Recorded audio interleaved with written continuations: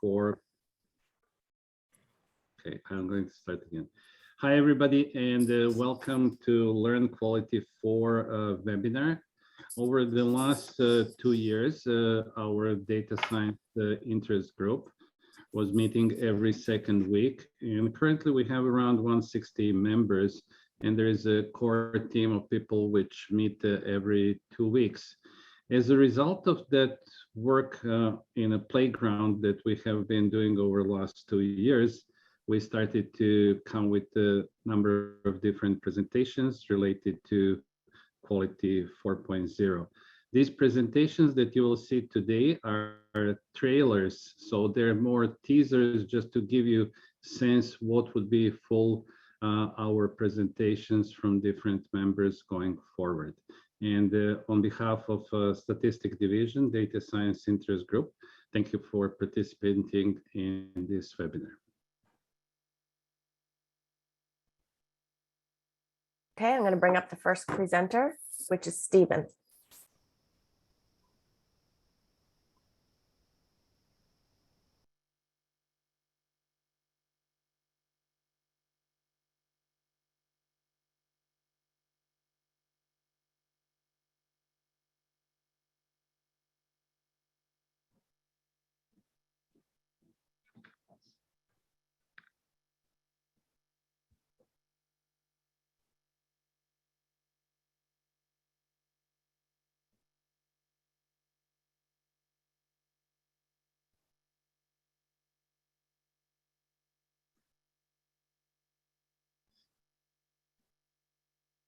I'm not sure if it's only me that I cannot hear.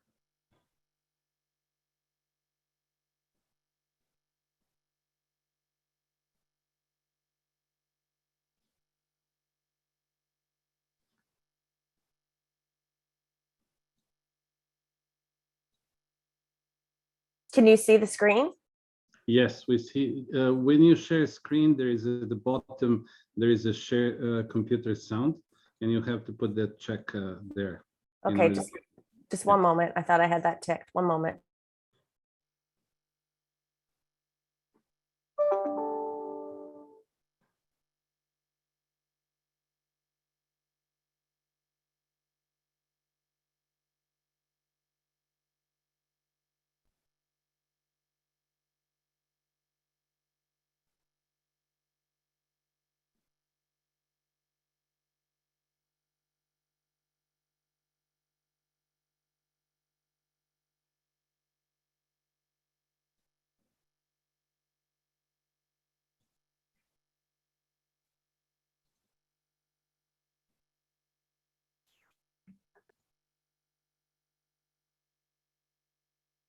Provide an overview of the design of a quality informatics data analytics platform. Why, you ask, do we need a quality informatics data analytics platform? The need arises from the gap between the information systems and the data analytics data management definitions. Information systems platforms are designed to manage only raw and intermediate business data objects. Conversely, data analytics defines data management only as data wrangling, data cleansing, and estimating missing values to prepare data sets for analyses. The Quality Informatics Data Analytics Platform is the information systems, software, hardware, and processes necessary to integrate computational statistics, data science, data analytics, artificial intelligence, information systems, cybersecurity, and knowledge engineering to design, deploy, and manage the quality information systems, digital data, model, and visualization artifacts. The Quality Informatics Analytics Platform fills the gap between the organizational business information system and the data analytics data preparation workflow to manage all the quality data model and visualization digital artifacts generated by the quality information system. The quality information system itself is the engineered integrated sets of enterprise-wide human and control data inputs, data storage, information transformation, analyses, models, and knowledge-based decision support technology applied to engineer and manage processes and systems in the production of competitively efficient and effective quality products and services. Efficiency is the minimum total quality cost and on-time delivery. Effectiveness is delivered quality and lifetime reliability of performance. The quality informatics data analytics platform of the 21st century is comprised of 5 major components: governance, data, quality data analytics platform itself, decision making, and methods and tools. Governance is the policies that guide the development of the quality informations platform so that it is designed, implemented, and managed through coordinated business strategy, data management, information systems, network security, cybersecurity, and quality management policies.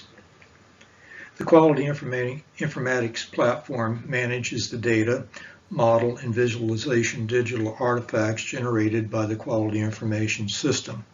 The first problem to be addressed is in the aggregation of disparate data sources, that is, information system master data, business data, gathered online data, operations sensor data, customer data, and supplier data, all of which are governed by different standards and exist in different time frames.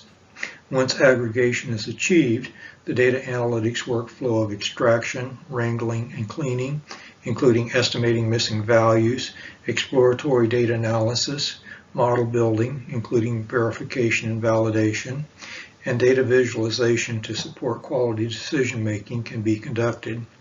Finally, quality decision-making artifacts must be captured and stored for plan, do, check, act quality improvement. For a particular quality information system, the data analytics workflow must be supported by the proper selection, design, and integration of computational statistics, data science, data analytics, database, artificial intelligence, and machine learning, and knowledge management and engineering methods and tools. The quality informatics data analytics platform must be supported by the correct organizational abilities and technical enablers. Management must set the business framework by specifying and integrating business, quality, technical, and data analytic capabilities through its own plan, do, check, act cycle. Management's PDCA cycle establishes the needed governance, improvement, management review to assure optimum implementation and continual improvement.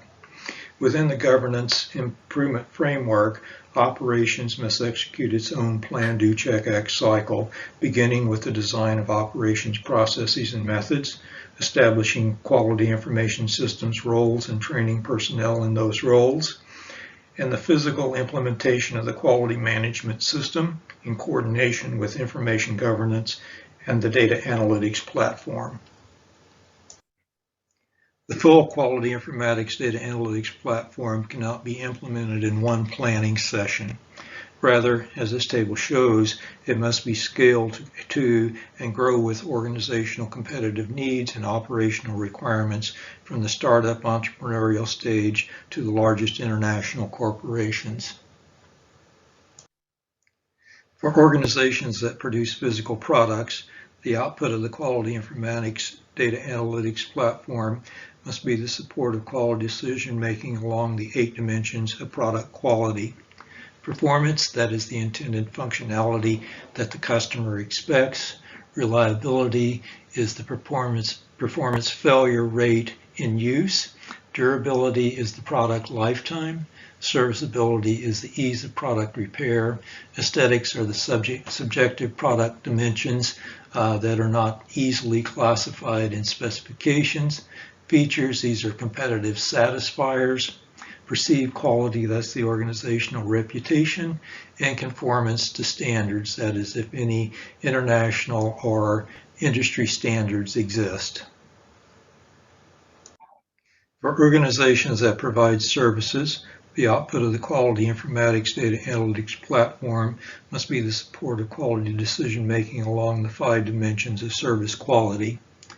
Responsiveness is the promptness of response to requests for service, helpfulness of the provider, and timely completion of response.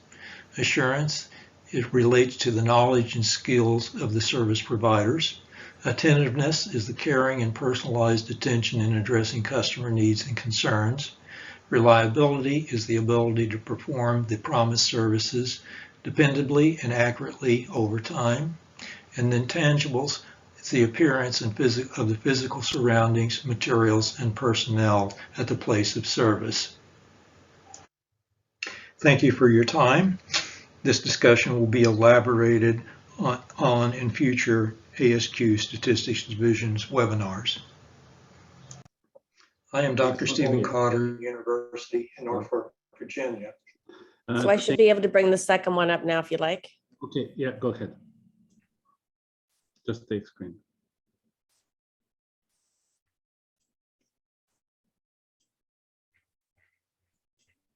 My name is Afaq Ahmed.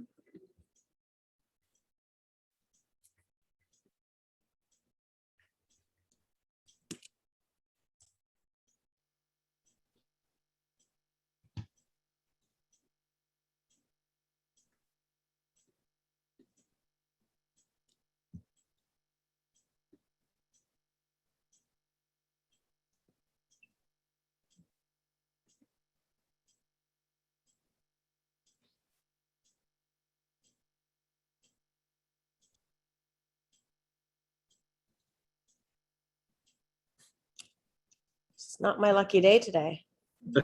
Hang on a second here. It was working 2 seconds ago. Ahmed, and nickname is Faizi. Pardon me? Nothing, it's gonna No. just, I just got to put it in. It should just automatically play when it's in present like this mode. yeah, I think it's probably sound setup for whatever reason. It worked during the rehearsal. Murphy's Law. Just 1 second here. Just let me try this one more time.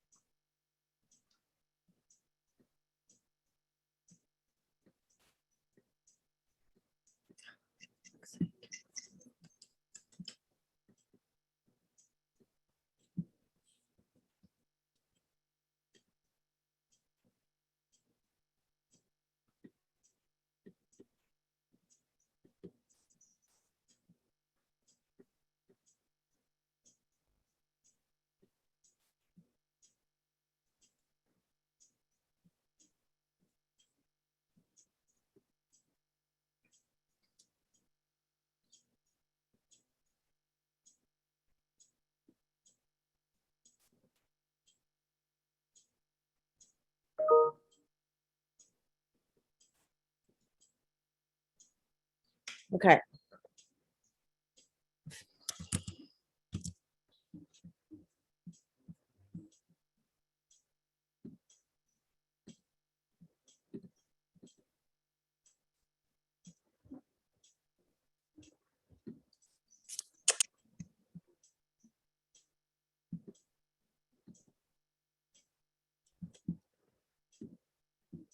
My name is Afaq Ahmed, and nickname is Faizi. Can you hear that? Thanks for joining in today.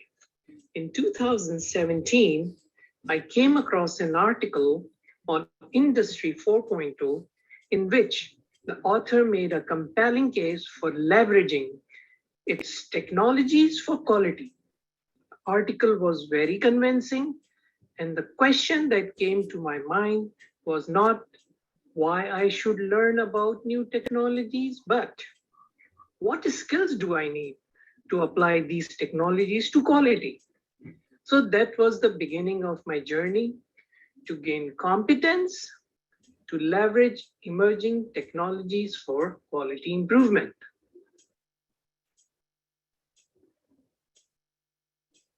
Here is the outline of my presentation. I had many questions to start, I will share these questions with you as well as resources and a competency map that I use to search for answers.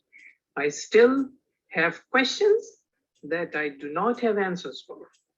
Next, I will touch upon industries that are applying IR 4.2 technologies. I have found that best way to learn is to share knowledge with like-minded professionals. Next, I would highlight new terminologies and new skills that I have learned. Lastly, I will share with you one application of these technologies to quality.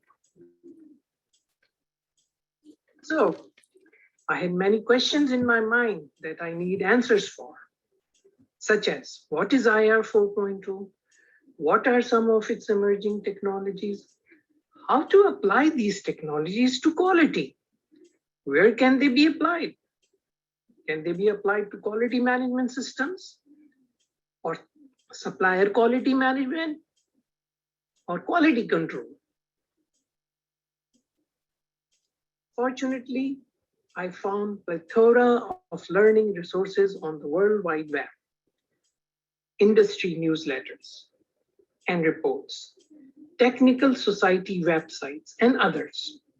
I will share with you a few examples of it. In 2016, I read a report on new imperatives which said that sensors and industrial Internet of Things can lead up to new business models. In 2017, I came across an article on IR 4.2. In 2018, I watched a webinar on manufacturing and artificial intelligence. In 2021, two major events took place. One was I had enough knowledge to charter my course for more advanced learning by taking online courses. The other major event that happened in 2021 was joining the data science interest group. This group has professionals from many fields, and it is a playground to share thoughts and experiences to incubate latest ideas to apply IR 4.2 technologies to quality. I would recommend joining this group. So in short, I'm exploiting all resources to gain competence in understanding and application of new technologies. Before I share with you industrial application of IR 4.2 technologies, let me share with you some facts about IR 4.2. The internet revolution that was started around mid-1990s connected people through computers and later with handheld devices. The IR 4.2 is taking the internet to the next level, and this time connecting people with computers, handheld devices, and machines. The IR 4.2 has many names, such as digital transformation, digitization, digitalization, smart factory, etc. A review of literature for IR 4.2 reveal definitions of that you can see on this slide. The IR 4.2 may be defined as digital communication between people, machines, computers, and handheld devices. IR 4.2 is a blending of traditional manufacturing with the advanced technologies. In short, we can say that IR 4.2 is an integration of information and communication technologies with machines and humans. Let's look at some of the industries that are leveraging IR 4.2 technologies for breakthrough improvement. Starting with the energy sectors, oil majors are using these technologies to optimize extraction of oil and gas. One of the automotive OEM manufacturers is using IIoT, machine learning, and cloud to minimize impact of environment by deploying a road test predictor tool. Smart manufacturing is another example. from the industrial world of application of IIoT, big data, and artificial intelligence. In healthcare, CPAP machines, heart monitors, and glucose monitors are IoT enabled. Banks and other money lending institutions are using IR 4.0 technologies to screen credit applications. Trucking and shipping companies are exploiting these technologies to optimize travel routes. On service side, more OEM manufacturers are now providing remote monitoring of equipment and alerting users to prevent breakdowns. The list goes on and on. I have found the best way to get deeper understanding of a subject as well as to retain new concepts is to write and talk about it. Let me share some examples. In 2018, I drafted an article for the exemplar global publication, The Auditor. In 2021, I drafted another article for LinkedIn, Leverage Industry 4.2 Technologies to unleash the power of data for continual improvement. In fact, this has turned into an ongoing series of articles on exploratory data analysis. In 2021, I did a joint webinar on digital transformation of quality management. In 2021, I also did presentation for a client on Industry 4.0 technologies and for data analytics interest group on statistical pattern recognition. Learned many unfamiliar terms related to data analytics and IR 4.2 technologies. Some are listed here, others include cyber physical systems, IoT or industrial Internet of Things, blockchain, and augmented reality. Explore many new definitions. For example, what are different types of data, such as structured, semi-structured, unstructured, Boolean, and others. Quality professionals require some understanding of data quality, programming languages, tools used to analyze big data, for example, Hadoop and Spark. These are two most commonly used frameworks for processing big data. Hadoop operates by breaking down big data sets in smaller clusters for parallel processing. Spark provides faster processing by eliminating disk, read and write, and processing the data in memory or RAM. Spark does not have a file management system, so it usually needs integration with other software, that is Hadoop.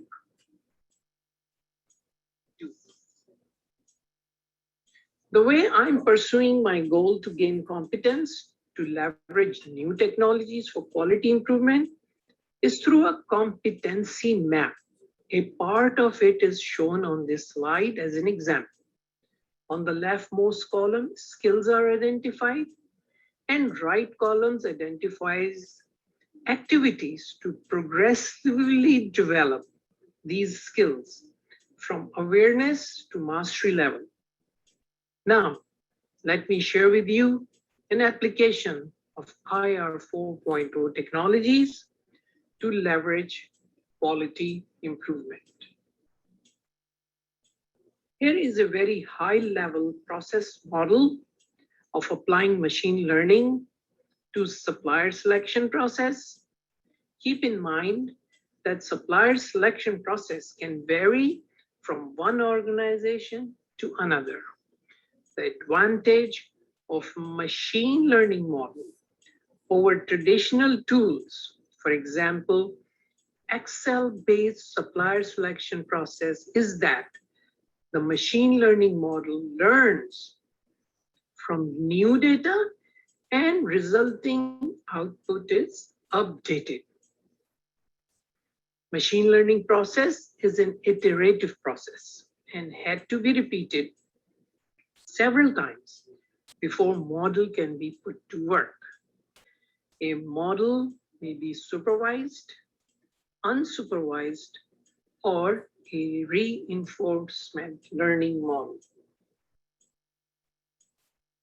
This slide identifies some of the features for training and validating the machine learning algorithm. Features are usually selected by a team of subject matter experts, including supplier quality management specialists, data scientists, and others as needed. This slide shows process of applying machine learning technique for supplier selection process. One of the benefits of digitalizing the supplier selection process over a paper and pencil process is that potential human bias in selecting a qualified supplier is eliminated. Heraclitus said that the only thing that is constant is change. Recent industry surveys and reports on IR 4.2 technologies indicates huge investment in IR 4.2 technologies by many companies around the globe.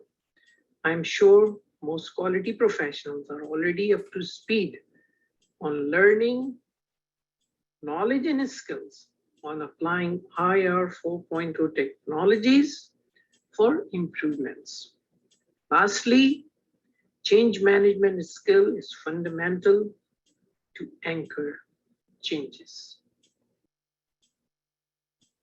It was an honor to present this webinar from the ASQ Statistics Division and Data Analytics Interest Group platform. I hope you enjoyed it as much as I did. Thanks for watching.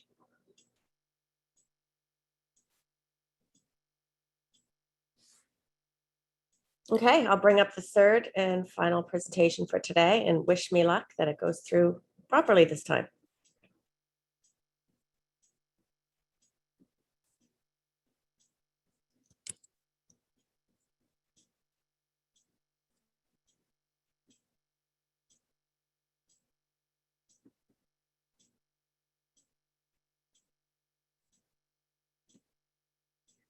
So hello, everyone. Today, our presentation is called Data So What? What we'd like to talk about is how data scientists can help management make the right decisions.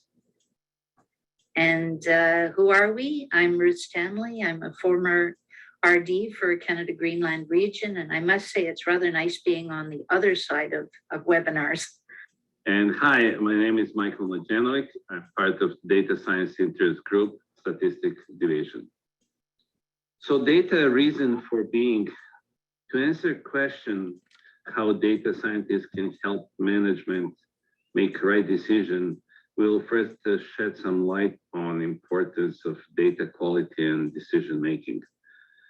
Decision making is undoubtedly one of the most important and most difficult tasks. With rapid technological change, the importance of technical and associated change management decision making becomes even more and more vital for organization. The quality of decision making will depend upon the degree of knowledge we have about outcomes of our actions. On the one end of scale is the certainty, and on the opposite end is pure uncertainty. Between those two extremes, we have decision under the risk.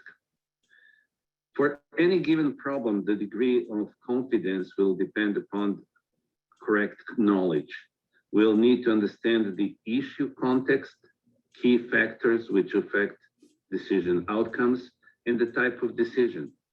In addition, it is necessary to understand that what kind of insight we will require for decision making: descriptive, diagnostic, predictive, or perspective, and associated acceptance uncertainty level. So with wide and accelerated proliferation of various sensors, improved data transfer rate, and increased data storage capabilities, data availability has been rapidly growing. So let's explore the transformation of data into actionable impact. We start with the data. Data are discrete objective facts of observation, which are unrecognized and unprocessed, and therefore they don't have meaning or value because of lack of context and interpretation. Data can be defined as merely raw facts, chunks of facts about the state of world and material facts. In general, we can identify data as one of the following types: qualitative, quantitative, structured, and unstructured. And once when we have data and we put some meaningful relation connection between the data, we create information. Data are processed and they can provide an answer to who, what, where, and when questions. Next step in our journey is creation of knowledge. Knowledge is application of data and information which can be tacit or explicit in answer question how. It can be synthesis, it can be organization and processing to convey understanding, and it can be a mix of contextual information, values, experience, and roles. And once when we create some knowledge, implementation of that knowledge allows us to answer question why. And that process creates insight. We start to understand why certain things happen. Stage number 5 is the wisdom. At this stage, we start to synthesize all of previous steps, and we start to evaluate insight, integration of different patterns in general, and creation of overall picture. At this stage, we're able to start to visualize different events, patterns of behavior, and system structure. And finally, when we have those different knowledge prepared for decision making, we can make impact, or on the other hand, we can create conspiracy theory. So what this all tells me is that the data scientist has technical skills, but the data scientist in today's environment also needs to look to his or her soft skills. And this soft skill is the ability to tell stories, to be a storyteller. So in order to be a storyteller or an effective storyteller, the data scientist needs to start with the end in mind, which is a good decision. So one of the ways of looking at this is the hero's journey through a data lens. So you have your quest as a hero. The hero leaves the familiar. There are alternate routes that can be taken. There are bumps along the way. There are allies and enemies that lead to the actual triumph. So if you translate this into a data lens or a business lens, there's the goal, there's framing uncertainty, there are options and scenarios, there are the hazards and probabilities, there's the stakeholders, and then there's the final decision. And at each one of these points in the journey, data can provide the essential information, knowledge, or insights that are necessary for a good decision. The goal, there can be the data that enables you to describe the context. Framing uncertainty can be telling the story through data, what you know and what you don't know. Data can also be used to provide models and scenarios. that people can see the difference between certain decisions and ways of going. Can also provide a roadmap. There are the hazards and probabilities. What is the probability that something bad is going to happen? And also the stakeholders. What are they saying? How can we summarize this? This process allows your decision makers to see, hear, and feel the story in order to make the best decision possible. Part of this is to know your audience. Who are they? How do they make decisions? And where do they go wrong? In statistical talk, I guess, there are type 1 and type 2 errors. What these boil down to are potential errors in judgment. There are possibilities of making more false negatives or more false positives. And what is the mindset that goes with these two types of errors? In the first instance, where you make more false negatives, this is the type of mindset that wants total control. They want total confidence in the answers, and they're totally risk averse.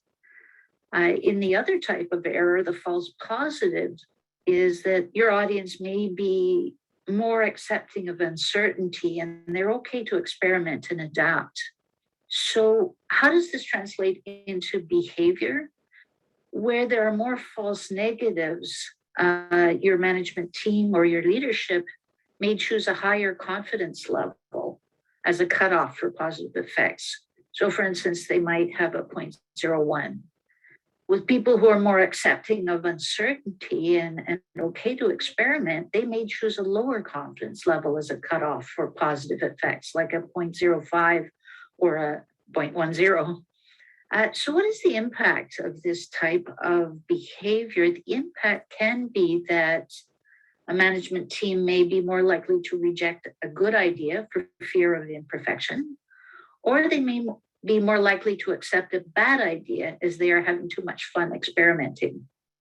All of this may indicate that there are either costs or an impact on clients. I guess an example that is on all of our minds is the pandemic and decision-making errors. So the first decision could be rejecting a drug or vaccine that can help people combat COVID-19 because of less than 100% certainty on its effects.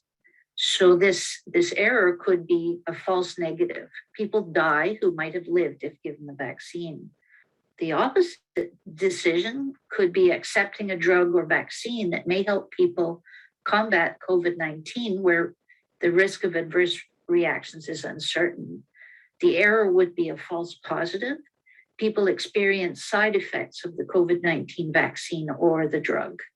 So where the data scientists can help with these two opposing decisions is to help the management team understand that the trade-offs between the two, understanding that there would never be a perfect decision.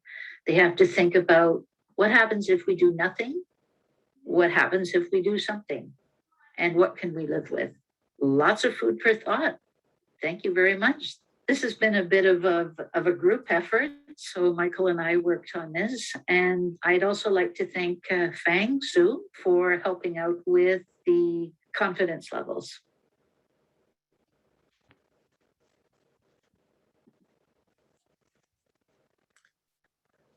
Well, that's the end of the 3 presentations. I'll open up for Q&A from the audience.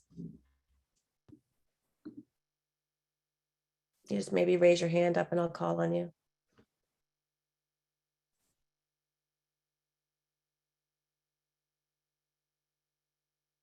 Okay, Mike?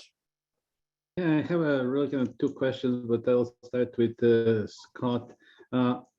Scott, based on your experience looking at that quality information platform opportunities, which element you feel is currently biggest roadblock for organization to implement quality for?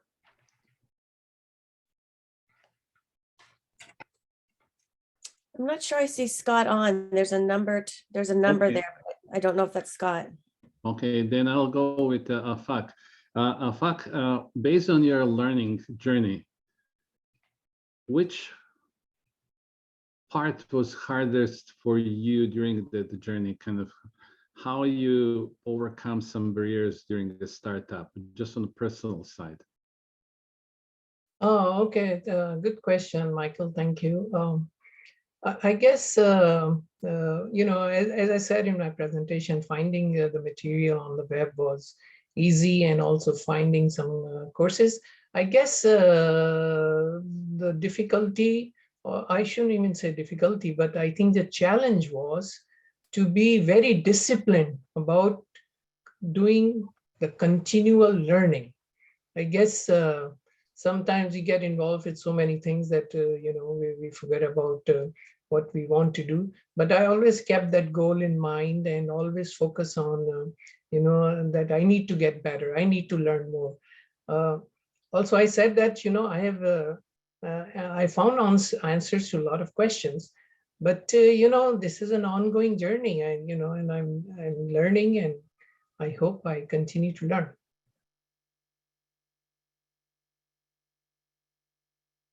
Thank you. Is there any other questions? Michael, if I could, I'd just comment on your first question, going back to the slide 4 I had. Without question, I think probably the biggest constraint on implementing quality 4.0 in any organization is the overall business strategy as set by upper management. Ultimately, upper management sets the ultimate constraints on the organization, where it will and will not go in terms of its business policy. And in that respect, it comes back to their capacity for statistical thinking. If you look at the statistical engineering publications, statistical thinking and quality thinking, and their capacity for systems thinking, because quality 4.0 is an overarching systems framework for thinking about the organization of the 21st century. So ultimately, I'd come back and argue that the business strategy itself is set by either explicit implementation or tacit implementation, or some combination of the two, is probably the ultimate constraint on successful implementation of quality 4.0.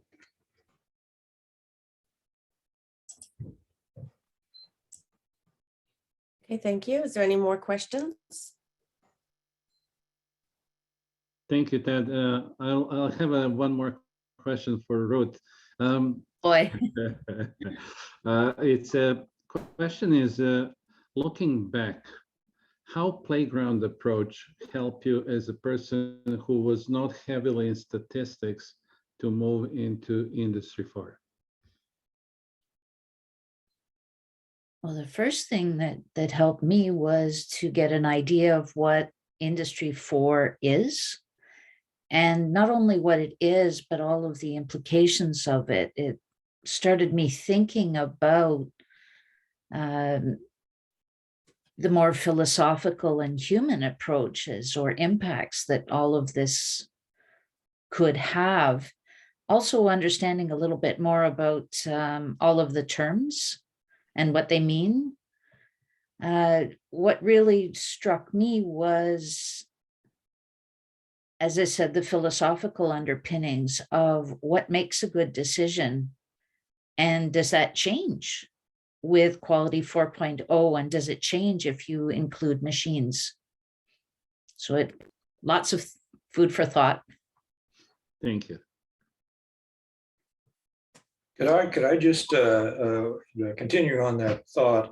One of the real issues in implementing quality systems, it doesn't matter if it's quality 4.0 or not, but quality 4.0 may confound that, is the capacity for statistical thinking, and in the abilities and in technical enablers a key piece that is inserted there is the people, their roles in Quality 4.0 and the broader informatics system and training.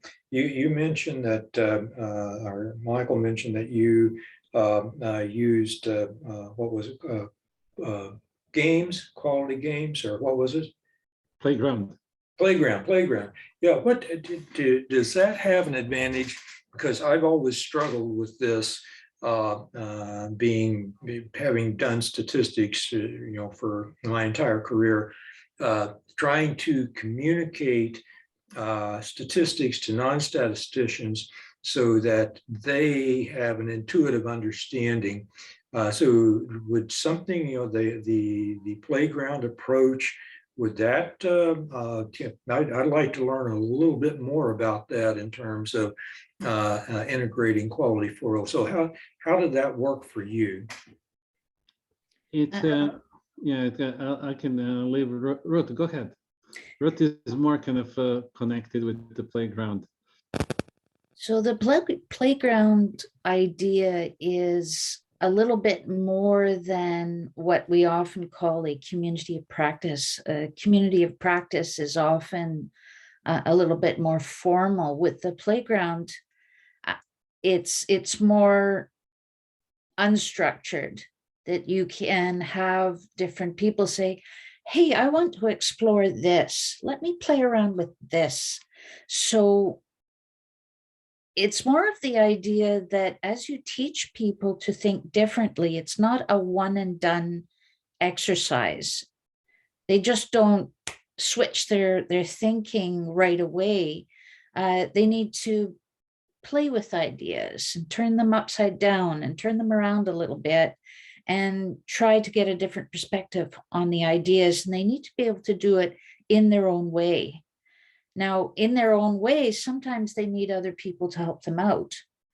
So the playground is exactly that, is that you can have different alliances that form in your playground where you're actually teaching each other something, where there are not necessarily any experts. And it also allows you to, oh my goodness, I'm right on my soapbox. It allows you also to go at this pace of the people within the group. So for someone like myself, that I am that person who is on the other end of the statistical spectrum, where my eyes are more likely to roll back in my head and go, yeah, sure, because I'm completely overwhelmed with what's being said to me. So having a playground, or my favorite topic, having a statistician as a storyteller, it's how can I make it something that's authentic to me? And I would need practice, and the playground allows me to do that. Does that make sense? Yeah. If I can just go ahead, Michael. Yeah, it's teaching. My experience teaching statistics over kind of 20 years in practical kind of applications with people on the shop floor to the executive suite. First step is to remove fear, because people are afraid of statistics, and commonly they call it sadistics. And another thing is kind of start with why, because statisticians talk one language, and other people who are applying that, they talk a normal language, and really kind of you have to teach both groups how to speak Esperanto, something between, so they can start to understand each other. And how I do that, usually by starting to explain why you're doing certain things in statistics. And statistics is really kind of, when you understand it, it's very simple. They're just kind of maybe 5, 6 key principles that you apply over and over. There is a heavy math, different language that even I don't understand always, but it's really simplify why we're doing that, and then you use computers that we have now to do statistical calculation and people to do interpretation of results. Okay, thank you. No problem. Okay, is there any other questions?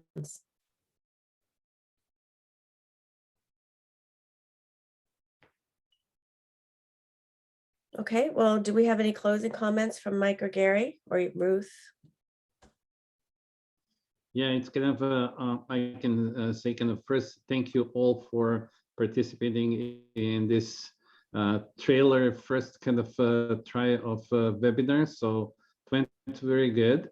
Thank you, Lavita, for all help, and Gary for enabling us to have this webinars whole series. There'll be whole series that is hosted by Statistical Division.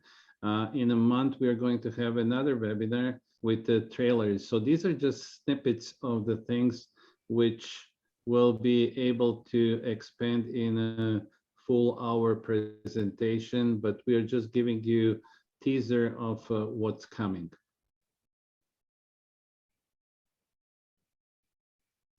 And looking forward to see you in April for the next presentation.